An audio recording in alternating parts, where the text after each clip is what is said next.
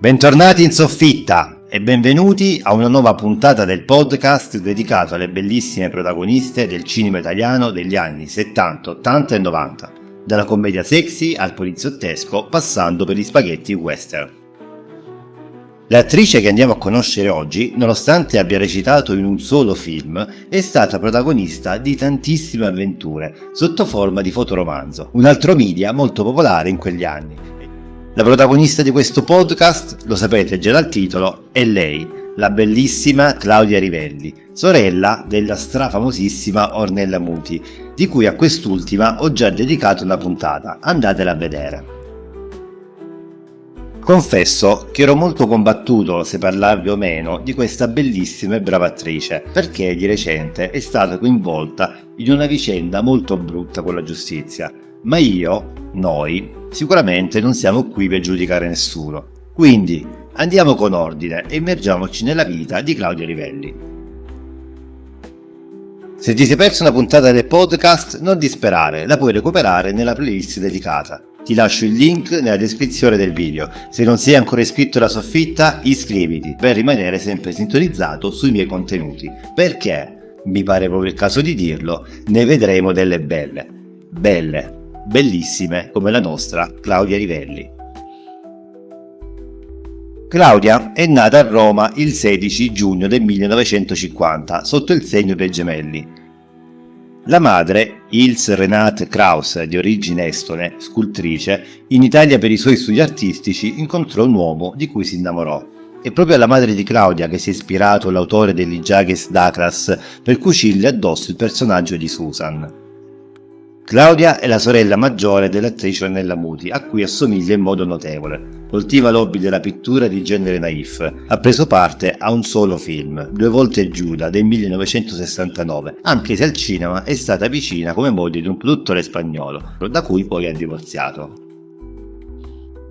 Occhi verdi, bellissimi, sempre evidenziati nei fotoromanzi, ai quali ci si è ispirati per il titolo dello Jacques Douglas, Susan dagli occhi di Giada. Come interprete di fotoromanzi ha raggiunto una grande popolarità particolarmente con il personaggio di Susan, pubblicato nella testata appunto di Jacques Douglas, di cui trovate anche gli episodi sul mio secondo canale, andateli a vedere, ed è ricordata anche per quelli girati insieme ai più conosciuti colleghi di genere. Franco Gasparri è stato il suo partner in diverse avventure, nelle quali lei interpretava ruoli di ragazza moderna ed emancipata, in linea con i tempi. In quegli anni infatti esplodeva il fenomeno del femminismo. Appunto a fianco di Gasparri è stata nei panni di Susan Haim, una giovane donna tedesca in Italia per motivi di lavoro, mentre Gasparri impersonava la figura di Ken Rogers, un prestante investigatore privato.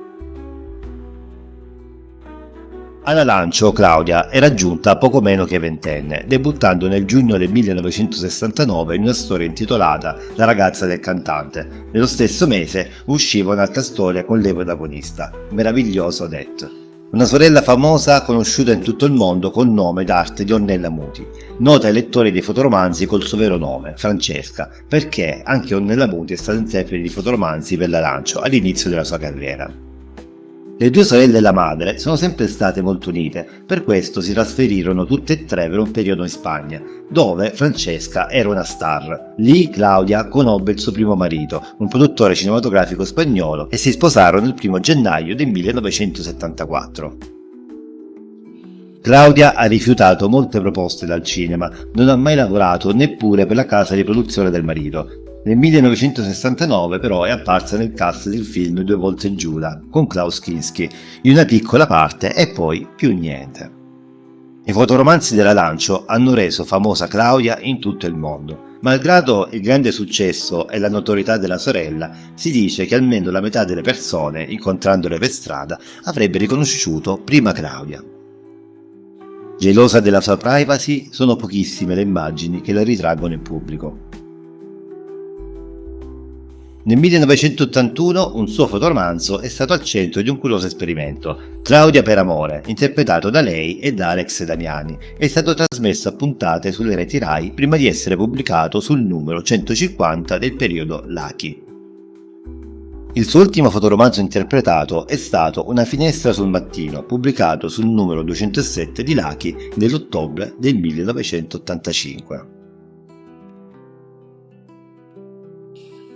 E fin qui vi ho raccontato la sua carriera. Passiamo adesso alle tristi vicende che la vedono coinvolta, ma prima di proseguire, se questo video ti sta piacendo, fammelo sapere con un like. Il 15 settembre 2021 viene arrestata per una vicenda di droga GBL che lei avrebbe provveduto a ricevere, prendere in carico, celare ed spedire al figlio residente all'estero. Secondo gli inquirenti, che contestavano alla Rivelli 8 condotte illecite di questo tipo, il figlio, Giovanni Maria Leone, avrebbe effettuato l'ordine da Londra, facendolo poi spedire a Roma all'indirizzo della madre, intestando il pacco alla nonna, con il pieno assenso della stessa Claudia Rivelli. Una volta arrivato il pacco, la madre avrebbe provveduto alla sostituzione del confezionamento e al travaso della droga in flacconi di shampoo, per poi organizzare una nuova spedizione al figlio in Inghilterra. A conferma le intercettazioni di molteplici messaggi WhatsApp col figlio che confermerebbero l'accusa. La Rivelli ha sostenuto di aver spedito la sostanza al figlio a Londra perché lui la usa per pulire la macchina e io invece la uso per pulire casa.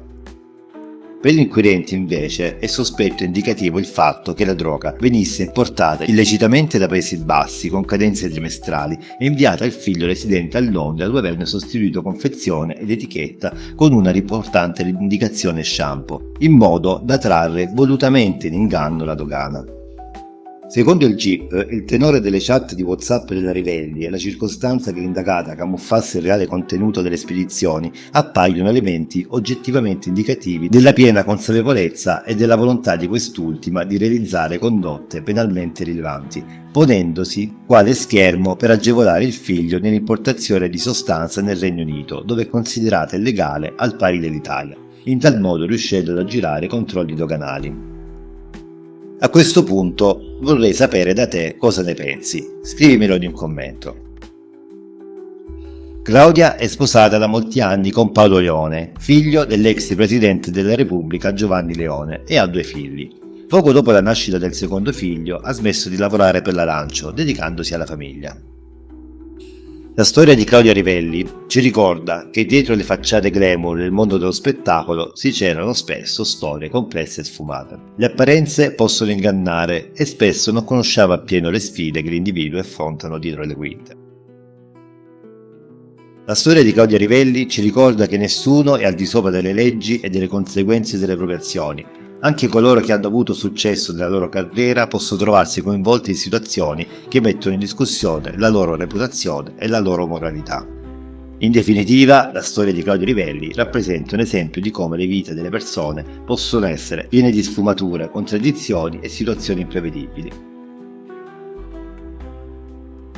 Se questo video ti è piaciuto non dimenticare di lasciarmi un like e di condividere. Iscriviti alla soffitta di Pippo per rimanere sempre aggiornato sui miei contenuti. Noi ci vediamo alla prossima, sempre qui, sempre sulla soffitta di Pippo. Ciao!